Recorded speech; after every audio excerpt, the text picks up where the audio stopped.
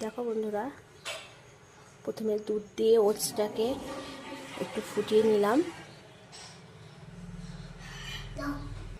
একটু কলা নিলাম, কলা কুচিয়ে মধ্যে ওটসটাকে ঢেলে দেব।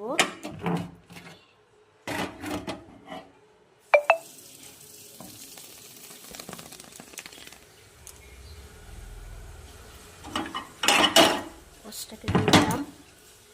একটু তার মধ্যে কিশমিশ দিতে হবে, তো কিশমিশ দিয়ে দিলাম।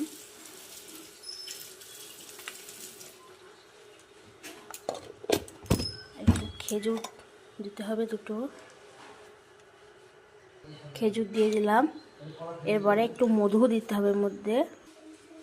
এবার একটু এর মধ্যে মধু দিয়ে দেব।